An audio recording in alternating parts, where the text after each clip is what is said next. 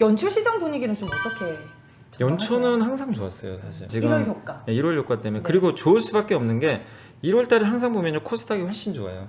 왜냐면 12월 중순까지 눌러버리기 때문에 그 양도 차익 과세 문제 때문에. 그래서 항상 연초 되면 그 코스닥이 월등히 좋았고, 또 이거는 뭐 우리나라만 그런 게 아니라 미국도 항상 연초 되면 수급 이슈는 없다 하더라도 그 해에 대한 좀 기대감들이 좀 나오면서 또 정책 효과라는 게 항상 있어요. 그 다음에 저는 좀 제일 답답한 얘기가 자꾸 버블이라 그러더라고요, 우리나라. 아니 근데 뭘 올랐어요, 버블이. 그러니까요. 버블이라고 논하기에는 아니, 아직 배고픈데요. 10년 동안 지금 지수가 똑같은데 버블이라고 하면 난 너무 억울하지 않나. 한국 투자자분들 너무 무시하는 발언 아닌가. 뭐 먹은 게 있어야죠. 중요한 게 뭐냐면은 내년에 대한 이익 추정치는 계속 지금 올라가요. 이제 코로나가 좀 정상화 될 거고 아마 백신도 나올 것 같고, 그럼 올해보다 내년이 당연히 좋아지는데, 여기서 한 가지 키포인트가 뭐냐면 내년에 좋아지면 이제 금리 인상에 대한 두려움이 좀 있잖아요. 근데 분명히 연준이 못을 박았어요. 네. 우리 3년간 금리 안 올립니다. 적어도 내년에는 올해보다 더 좋은 정이 또 나올 수도 있는 게, 경기는 회복되는데 금리는 그대로란 말이에요. 그럼 이보다 좋은 게 사실 없거든요.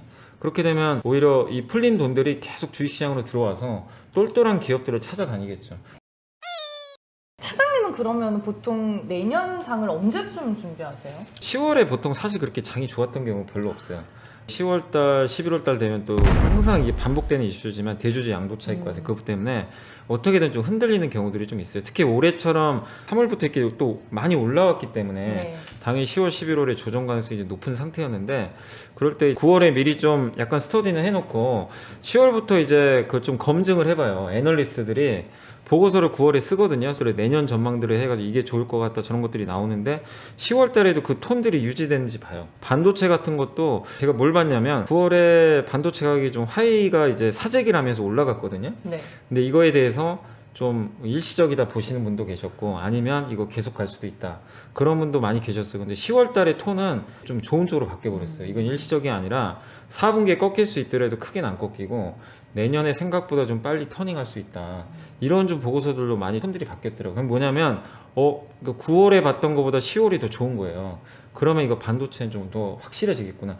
믿음이 생기는 그러니까 그분들은 연봉도 되게 세고 실제로 삼성전자 이렇게 근무하신 분들도 되게 많아요. 그러니까 잘 알거든요. 네.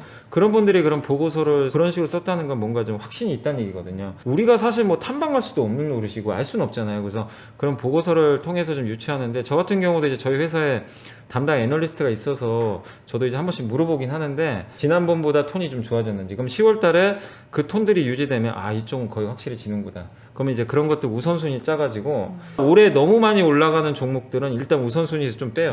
왜냐면 네. 시장이랑 항상 새로운 걸 찾으니까. 맞아요. 그러니까 걔네들이 내년에 안 간다는 게 아니라 우선순위에서 좀 밀려요, 일단은. 올해 너무 올랐기 때문에. 근데 올해 안 올랐던 대표적인 섹터 중에 내년에 괜찮아지는 섹터가 반도체하고 스마트폰이에요. 올해 안 좋았잖아요, 사실. 맞아요, 안 좋았어요. 이건 뭐 누구나 다 인정하실 거예요. 반도체도 좋다 말았다 하고, 스마트폰 섹터도 뭔가 될 만하면 빠지고. 맞아요. 그랬는데 내년에는 이제 확실히 좋아지는 그림이 나오는 게, 아까 말씀드린 대로 반도체 가격도 나쁘지 않을 것 같고, 특히 삼성전자의 TSMC 추격을 위해서 이번에 이재용 부회장이 네덜란드도 한번 갔다 오시고 또 베트남 가셨더라고요. 맞아요. 총리 만났더라고요. 네. 스마트폰도 한다는 얘기고. 그러니까 결국 이재용 부회장이 어디를 가는지 잘 보셔야 돼요. 그러니까 삼성 바이오로직스 간다 그러면 이쪽 바이오 쪽이구나. 근데 딱 맨 처음 간 데가 TSMC 추격하기 위해서 파운드리, 반도체, 그 다음에 스마트폰 이쪽이니까 내년에 이쪽을 좀 일단 투자를 강화하겠구나. 투자 때문에 가는 거거든요, 사실상. 그러면 삼성전자도 물론 좋지만 거기에 관련된 뭐 소부장 기업들 있잖아요. 그런 것들을 이제 보고서를 찾아보는 거예요. 네. 일례로 저희 당사에서 나왔던 보고서인데 2020년 반도체 전망하면서 뭘 적어줬냐면, 제가 이제 기억나는 것만 좀 몇 개 말씀드리면, 누구시죠? 그 최영산 연구원님의 보고서 썼던 건데, 방송에서 나온 적이 있어서 제가 얘기를 그러세요? 들었는데 너무 어렵게 말씀을 하시는 거예요. 그래서 너무 어렵다 이랬는데, 리포트는 또 안 그렇다라고 누가 카더라 그러더니 리포트가요 안 어려운 건 아니고 그냥 논문을 쓰세요. 원래 그런 스타일이시구나. 약간. 그래서 반도체에 대해서 공부하신 분들은 되게 좋아하세요. 깊이가 딱 있으니까 이것만 보면 공부가 다 되거든요. 네. 근데 초보분들은 좀 어렵긴 해요. 그래서 좀 해설해 줘야 되는데, 핵심 뭐냐면 내년에 D램은 좋아요, 낸드는 안 좋아요. 근데 중소형주 투자하신 분들은 반대로 하셔야 돼요. 무슨 얘기냐면, D램이 왜 좋냐면 D램을 만드는 회사는 좋은데, 왜냐면 공급을 줄여요. 대만의 난야도 줄이고 그 다음에 마이크론도 줄인다 그랬고 하이닉스, 삼성전자도 아마 투자 그렇게 많이 안 할 거예요. 공급 쪽은 줄여서 D램 가격 아마 올라갈 가능성이 높으니까 그럼 결국에 D램 쪽은 소부장 기업들은 그쪽 매출 비중이 높은 기업들은 투자가 그렇게 많이 안 늘기 때문에 당연히 실적이 좋아질 수가 없어요 많이. 근데 낸드는 업황은 안 좋아요. 왜냐면 삼성전자가 일본의 그 도시바 아시죠? 네. 이름이 이제 키옥시아로 바뀌었는데 점유율 싸움을 내년에 할 것 같다는 그런 얘기를 하더라고요. 그래서 그 낸드 쪽은 점유율 경쟁 펼치면 삼성전자가 공격적으로 투자를 할 가능성이 있고 또 삼성전자가 이제 낸드 플래시를 128단까지 있는데 그게 이제 앞으로 뭐 160단, 190단까지 쌓는다는 얘기가 있어요. 근데 예전에는 이렇게 단독 주택처럼 옆으로 했는데 이렇게 지금 쌓잖아요. 네. 쌓으면은 이제 위에서 이렇게 그 구멍을 뚫어가지고 이걸 연결을 해야 된대요. 그래야 그걸 사용할 수 있다고 하는데 128단까지는 그냥 한 번에 구멍을 뚫어버리면 된대요. 근데 160단이 넘어가면은 한 번에 뚫을 수가 없고 중간 기착지처럼 두 번을 뚫어야 된답니다. 한 번 뚫고 중간에 한 번 이렇게 하고 그다음에 다시 한 번 또 뚫고 그럼 이걸 더블 스태킹이라고 해요. 네. 그럼 두 번을 하면 낸드 플래시에 사용하는 장비나 거기 들어간 소재가 두 번이 들어가요. 그러네요. 그러면 당연히 소재 장비 업체는 더 좋은 거죠. 한 번보다. 그러니까 삼성 입장에서 솔직히 안 좋아요. 이게 한 번에 뚫는 게 원가도 훨씬 싸고 좋은데 기술력상은 그건 안 된다고 합니다. 그렇게 되면 더블 스태킹이 들어가면 소재 장비가 더 많이 부품도 들어갑니다. 그러면은 낸드는 설비 투자도 들어가는 데다가 공법이 그렇게 바뀌면 소부장 기업들한테는 이게 뭐 너무나 좋은 거잖아요. 사실 그렇게 보면 삼성전자 낸드에 특화된 소부장 기업들은 여러분이 공부를 하셔가지고 아마 검색하시면 나올 거예요. 그러면은 그런 기업들을 요즘에 보니까 좀 빠져요. 시장 안 좋으니까. 그럴 때 미리 농사 짓는다고 생각하고 빠질 때 조금씩 분할 매수하면 돼요. 저는 뭐 나쁘지 않다고 보는 게 제가 이제 항상 이제 투자할 때 말씀드리는 게 앞으로 무조건 이제 확정된 미래라고 얘기를 하거든요. 그러니까 무조건 이건 정해진 미래 있잖아요. 네. 대표적인 게 풍력, 태양광.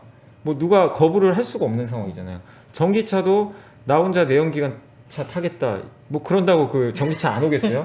무조건 오게 돼 있잖아요. 네. 그러니까 이 반도체도 지금 그런 분위기로 가고 있거든요. 또 삼성의 파운드리도 마찬가지지만 그러니까 내년에 반드시 와야 될 업종 중에서 이런 반도체에 대한 뭐 낸드 쪽이라든가 또 파운드리 쪽 이쪽은 분명히 삼성전자가 투자를 해서 늘릴 수밖에 없는 쪽으로 가고 있기 때문에 이런 것에 대해서 여러분들이 한번 공부해 보시면 될 것 같고 스마트폰도 마찬가지예요. 내년에 이건 무조건 정해졌잖아요. 화웨이 내년에 못해요. 그리고 네. 뭐 뉴스 보니까 삼성이나 LG나 이런 쪽하고 이제 뭐 거래하는 기업들은 좀 더 뭐 금융 지원을 해주겠다. 화웨이 말고 그런 것들 보면 미국의 제재는 앞으로도 계속 강력할 가능성이 높기 때문에 그럼 이것도 확정된 미래입니다. 그러면 화웨이가 못 만들었을 때 반사이익을 얻는 회사들이 누군지 대표적인 게 어쨌든 삼성하고 애플, 중국의 샤오미 이런 기업들이 수혜를 받는데 근데 여기서 한 단계 들어가시면 뭐냐면 그 삼성전자가 이번에 3분기 실적에서 잘 나왔던 게 뭐냐면 프리미엄 폰은 생각보다 잘 안 팔려요.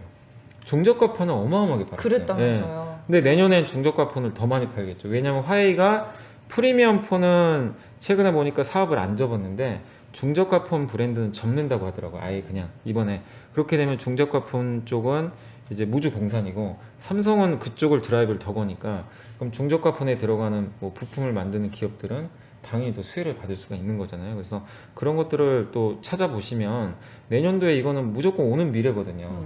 그러면 아무 회사 기업 가치는 변한 게 없는데 단지 이런 수급 이슈 뭐 대주주든 뭐 기관이 팔아서든 빠진다. 이거를 여러분들이 스트레스 받을 일이 아니라 물론 어려운 일이긴 하지만 조금씩 좀 비중을 저는 늘리는 전략이 좀 필요하다고 보거든요. 그러면 내년에 이제 시장의 키워드는 먼저 소부장이랑 스마트폰. 네, 이쪽으로 IT 보시는 반도체 스마트폰은 무조건 뭐 한 종목씩은 그 중에 좀 공부하셔가지고 꼭 반드시 포트에 한 10%씩은 좀 눈에 띄는 하나. 종목이 최근에 몇 개 있을까요, 차장님? 그냥 뭐 제가 종목 말씀드리면 저희 이제 태양성연구원이 썼던 보고서에도 나왔던 종목인데 네.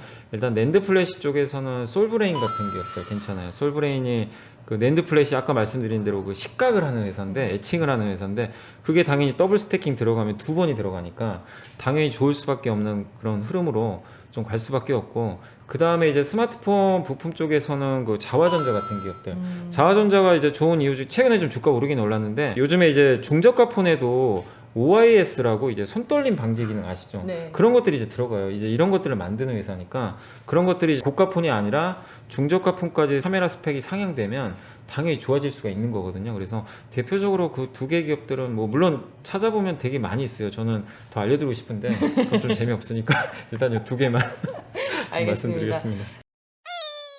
저는 근데 이제 뭐 좀 기업의 가치가 훼손되지 않은 종목들이 뭐 대외 변수로 인해서 좀 조정을 받을 때 매수 기회로 삼으면 좋다라고 이런 말씀을 해주셨는데 모르겠어요. 이게 믿음이 부족해서 그런지 손이 나가진 않더라고요. 그런 개인 투자자분들 좀 많으실 것 같은데. 그거는 공부가 부족하신 거예요. 그런 거예요. 그러니까 뭐냐면 사실 이게 저도 그래서 공부를 매일 하는 게 사실 이제 저도 종목에 대해서 정말 많이들 물어도 보시고 그러니까 공부를 안 할 수는 없는데 매일매일 연구하고 공부하다 보면은 이게 어느 순간 이제 내 머릿속에 들어오거든요. 확신이 좀 드는 기업들이 좀 있어요. 아까도 말씀드렸지만 또 애널리스트들이 보고서를 쓰는 기업들이 있는데 톤이 점점 다운되는 기업도 있고 톤이 점점 올라가는 기업들이 있어요. 맞아요. 갈수록.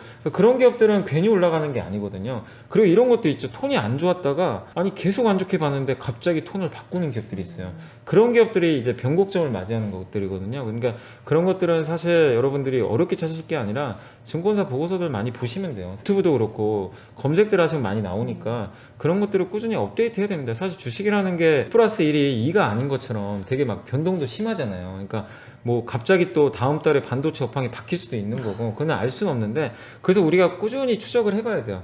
아까 잠깐 말씀드렸지만 대표적인 게 그 백화점 회사들이 그동안 되게 안 좋게 봤거든요. 근데 요즘에 나오는 보고서들 보면요, 제가 깜짝 놀란 게 롯데쇼핑 목표 주가도 올리더라고요. 이제는 얼마 전에 목표 주가 상향됐어요. 지난주인가 지지난주에. 네. 그러니까 이거는 뭔가 좀 바뀌어가는 거거든요. 그리고 예전에 그 롯데하이마트 아시죠? 롯데하이마트가 요즘엔 좀 그렇지만 한참 코로나 터지고 나서 이어서 엄청 좋았어요. 예, 그러니까 처음엔 그랬어요. 아 이거 오프라인 안 되니까 회사 망하는 거 아닌가? 주가들이 많이 빠졌단 말이에요. 근데 이게 언택트 수혜주로 갑자기 바뀌어버렸잖아요. 맞아요. 집에서 사람들이 TV를 많이 사니까 롯데하이마트가 이제 매출이나 이익이 늘어나면서 근데 처음엔 그걸 못 믿었단 말이에요, 사람들이. 근데 보고서에서 이제 그런 것들을 추적을 하면서 롯데하이마트 막 목표 주가 올리고 주가도 올라가고 실제 실적까지 올라가는 그런 그림들이 나와서 주가 많이 올라가는데 마찬가지입니다. 지금 뭐 이런 현대백화점이든 신세계든 신라도 마찬가지고 안 좋았던 기업들이 지금 조금씩 애널리스트들의 시각이 바뀌어가거든요. 근데 그런 것들이 나왔을 때 조금 담아보는 것도 저는 괜찮다고 생각해요. 근데 많이는 담지는 않으시는 게 이제 추적을 계속 해보세요. 관찰하시면서 진짜 좋아지는 그림들이 나오면은 근데 거기서 좀 더 내가 확신이 들면 더 담으면 되거든요. 그래서 뭐 정도는 없기 때문에 확신을 갖기 위해선 내가 관심 있어 하는 기업들을 계속해서 관찰하고 기업 공부해야 돼요. 그 방법밖에 딱히 저는 없지 않나 이렇게 좀 말씀을 드리고 싶습니다. 알겠습니다. 네. 좀 저는 내년을 준비하는 게 너무 이른 감이지 않나라고 생각을 했는데 결국 이른 게 아니었네요. 아니 지금 얼마 안 남았어요. 금방 가요. 이제 11월이면. 그러니까요. 네, 금방 갑니다 진짜. 저희가 뭐 궁금한 점이 많아서 한번 모시고 싶었는데 역시나 좀 딱 부러지게 설명을 잘 해주신 것 같아요. 연초에 한 번 더 슬쩍 모셔볼게요, 그러면. 네, 알겠습니다. 와야죠. 알겠습니다. 고맙습니다. 네, 감사합니다.